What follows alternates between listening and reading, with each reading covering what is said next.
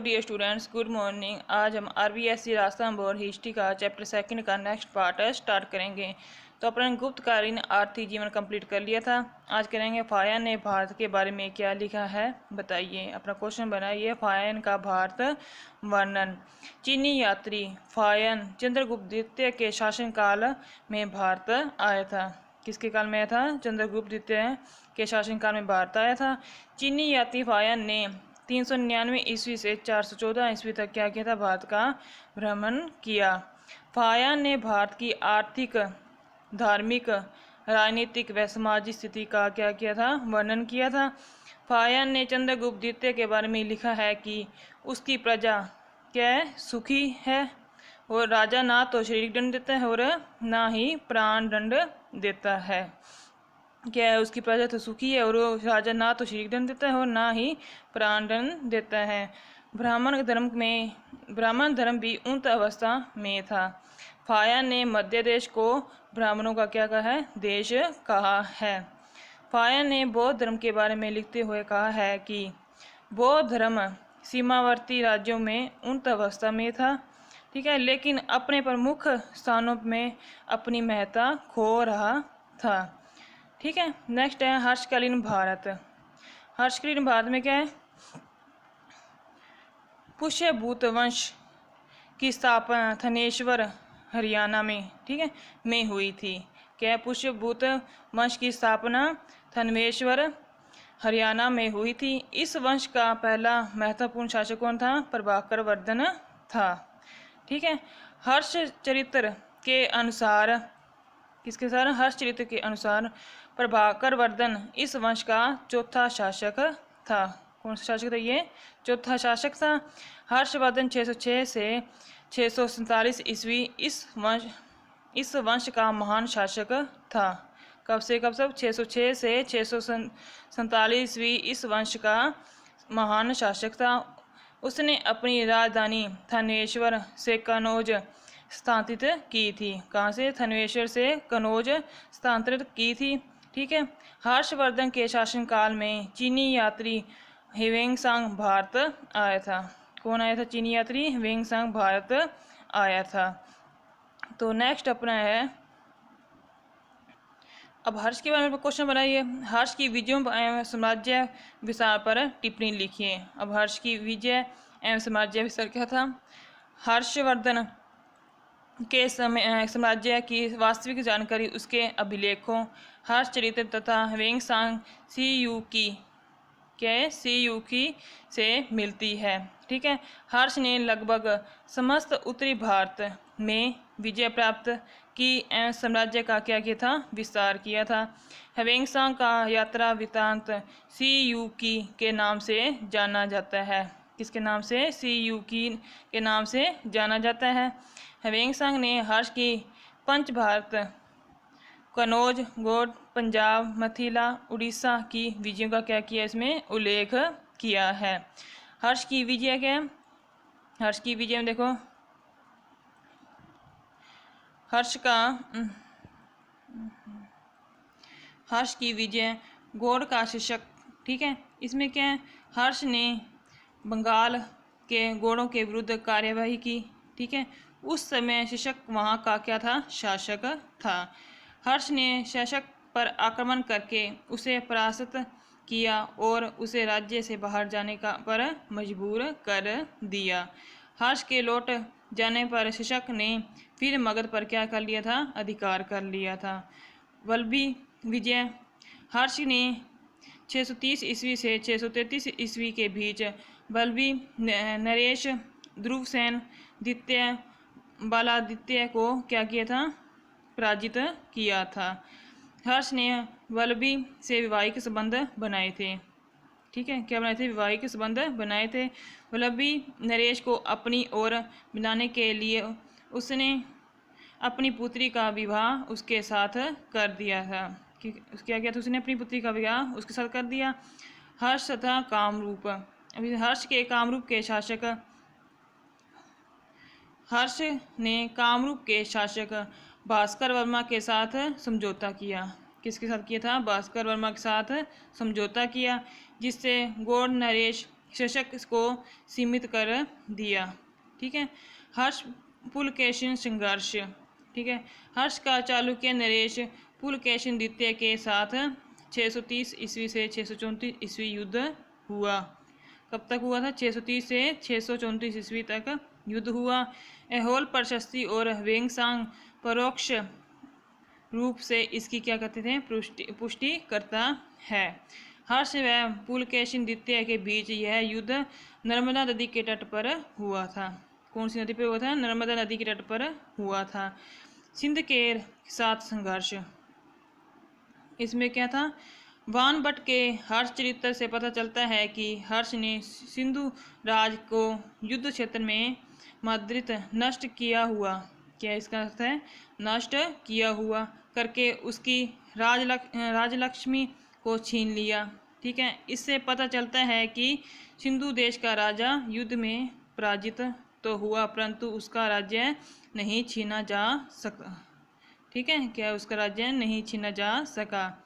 Next है कश्मीर का राज्य। हर्ष ने यह सुना कि कश्मीर में भगवान बुद्ध का एक दांत है और कश्मीर के राजा को हर्ष ने बुद्ध के दांत देने के लिए क्या किया था? बाध्य किया था। हर्ष और नेपाल। हर्ष चरित्र से पता चलता है कि हर्ष ने हिमाच्छित पर्वतों पर के दुर्गम प्रदेश से कर प्राप्त किया था। ठीक है। वलूर के अनुसार हर्ष ने नेपाल की क्या की? विजय की थी। राधा कुमुद मुखर्जी के अनुसार नेपाल में हर्ष स्वायत्त का प्रचलन था। ठीक है। हर्ष का साम्राज्य विस्तार कैसा था? हर्ष ने अपने शासन के दौरान अपनी सामंत राजाओं में दूर दराज के क्षेत्रों यथा जलंधर, कश्मीर, नेपाल, वल्लभी, मालवा, सिंध सीमांत प्रदेशों व असम को क्या किया था? सम्मिलित किया। ठीक है। संयुक्त प्रदेश बिहार हो गया, बंगाल, उड़ीसा, मध्य भारत तथा राजपूतान हर्ष के प्रशासन के अधीन थे। दक्षिणी भारत के अभिलेखों में हर्ष को उत्तर भारत का स्वामी कहा गया है। क्या गया? दक्षिण भारत के अभिलेखों में हर्ष को क्या? उत्तर भारत का क्या कहा गया? स्वामी कहा गया है। हर्ष का साम्राज्य सीमांती संगठन पर आधारित था। ठीक है। हर्ष की उपलब्धियां क्या थी?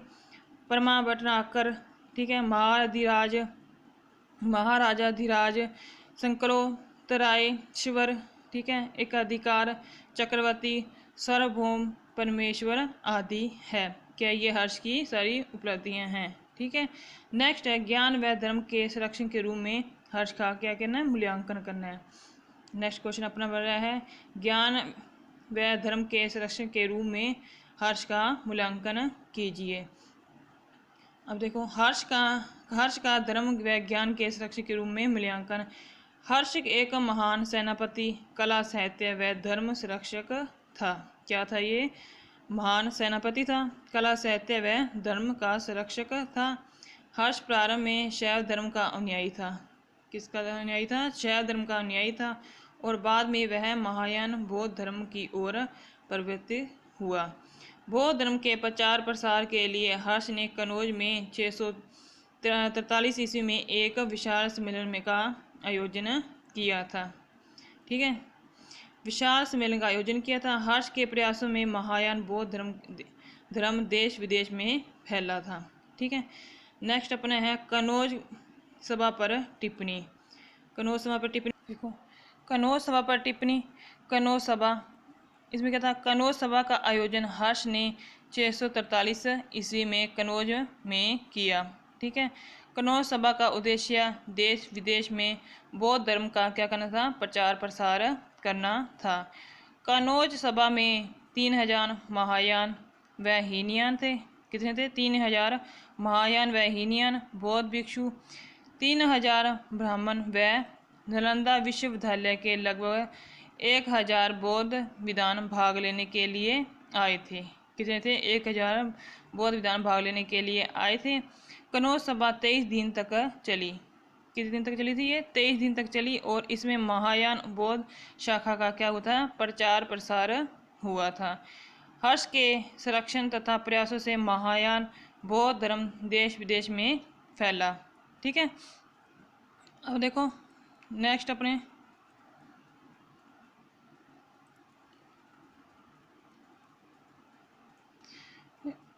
हर्ष के संरक्षण तथा प्रयासों में से महायान बौद्ध धर्म देश देश में फैला था। हर्ष प्रत्येक 5 वर्ष में प्रयाग महामोक्ष परिषद का क्या करता था, आयोजन करता था। ठीक है, नेक्स्ट अपना प्रश्न है प्रयाग सभा। यह प्रयाग सभा पर टिप्पणी लिखिए। मैंने आपको यहाँ शॉर्ट क्वेश्चन बना दिए है, 2-2 नंबर के 4-4 नंबर के आपको क्वेश्चन आते हैं ना। इसमें ये आपका क्वेश्चन चैप्टर ही पूरा 15 नंबर का है, तो साथ ही इसमें सारे क्वेश्चन बनाए हुए हैं, आपको भी पढ़ने में आसानी हो जाए। ठीक है, अब ये प्रयाग सभा पर टिप्पणी लिखिए। प्रयाग सभा क्या है? हर्ष की प्रयाग सभा दानवीरता का प्रतीक है। किसका प्रतीक है? दानवीरता का प्रतीक है। वेंगसांग के अनुसार हर्षवर्धन ने अपने राज्य को 4 भागों में बांटा था। कितने भागों में? 4 भागों में बांटा था। हर्ष 5वें वर्ष प्रयाग में एक सम्मेलन का आयोजन करता था।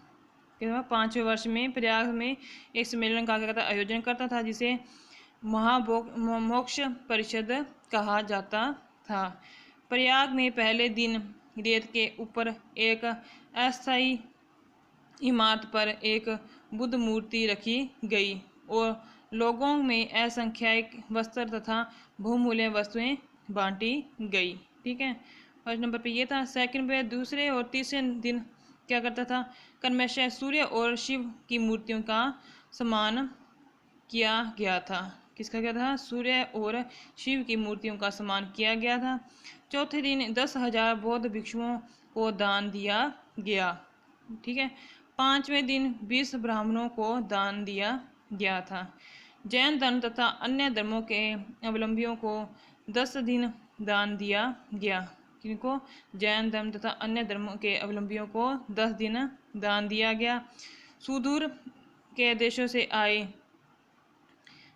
तपस्वियों को अगले कई दिनों तक दान दिया गया था। अगले 1 महीने में निर्धन, अनाथों के और पुंग लोगों को सहायता दी गई थी। ठीक है, यह सब कितने दिन चला था? 75 दिन में संपन्न हुआ था। 75 दिन में इनको क्या किया था? संपन्न किया था।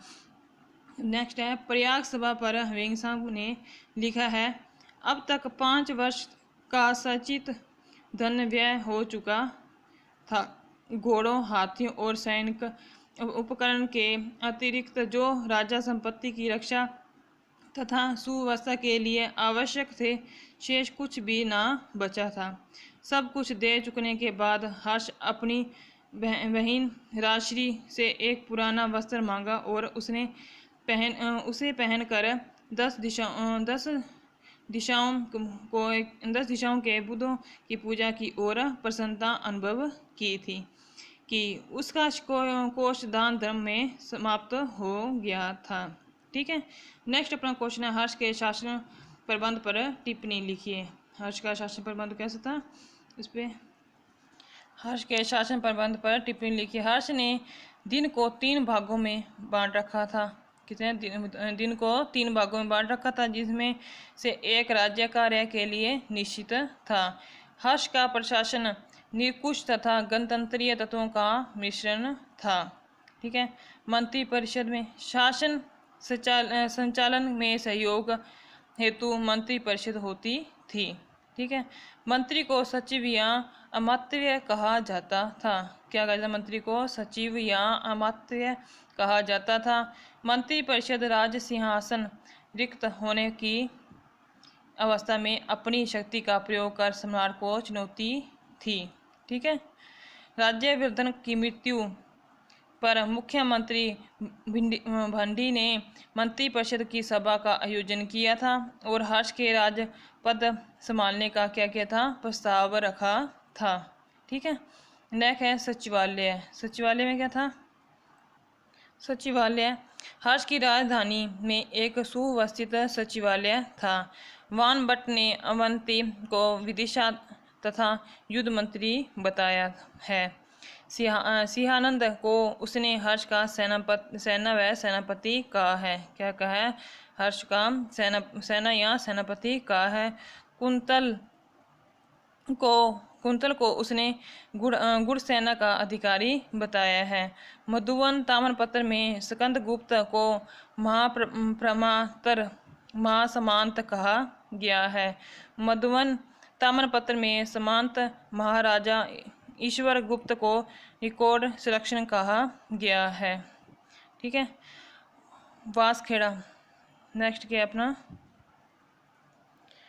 वासखेड़ा ताम्रपत्र अभिलेख में भानु को रिकॉर्ड सिलेक्शन कहा गया है। हर्ष के मुख्य राज्य कर्मचारियों के नाम महासमांत महाराजा, ठीक है, महाराज हो गया, दोसा दैनिक, ठीक है, प्रभातर राजस्थानीय, कुमारामात्य, उपरक, ठीक है, विषयपति इत्यादि हैं। राजधानी के अपने राजकीय संदेशवाहक थे जिन्हें हर्ष चरित्र में दिग्ध्वज कहा है। नेक्स्ट है सेना इसमें, ठीक है। वेंगसांग बताता है कि हर्ष के पास क्या थे, 5000 हाथी, 2000 घुड़सवार और 5000 पैदल सैनिक थे। बाद में हर्ष के पास 60,000 हाथी तथा 1 लाख घोड़े हो गई। घुड़सवार के लिए घोड़े सिंधु, ईरान और कंबोज से मंगवाए जाते थे। ठीक है। हर्ष के साधारण सैनिकों को चाट और भाट कहा जाता था। घुड़सवार के अधिकारियों को बृहदेश्वर कहा जाता था। घुड़सवार के अधिकारी को क्या था, बृहदेश्वर कहा जाता था। पैदल सेना के अधिकारियों को बलाधिकृत और महाबलाधिकृत कहा जाता था। प्रमुख बड़े सेनाधिकारियों को महासेनापति कहा जाता था। ठीक है। अब साम्राज्य के भाग, इसमें क्या था, हर्ष का साम्राज्य भुक्तियों, विषयों आदि में विभक्त था। प्रांतों को विभक्तियों में बांटा गया था। हर्ष के मधुवन तथा वासखेड़ा पत्रों में अचित्र भुक्त का उल्लेख है। भुक्त को वर्तमान में जिले समझा जा सकता है। क्या समझा है, जिले समझा जा सकता है। ग्राम का प्रशासन एक मुखिया के हाथ में होता था। किसके हाथ में था, एक मुखिया के हाथ में होता था, जिसे ग्राम शपटलिक कहा जाता था। ग्राम शपटलिक कहा जाता था। नेक्स्ट है कर। हर्षकालीन ताम्रपत्रों में केवल 3 करों का क्या है, उल्लेख मिलता है। भाग, हिरण्य तथा बलि। प्रथम अर्थात भाग भूमि कर था। यह राज्य की आय का क्या था, प्रथम साधन था तथा कृषकों से उनकी उपज का 6ठा भाग लिया जाता था। हिरण्य कर नगद लिया जाता था, जिसे संभवतः व्यापारी देते थे। बलि कर, जो संभवतः एक प्रकार का धार्मिक कर रहा होगा।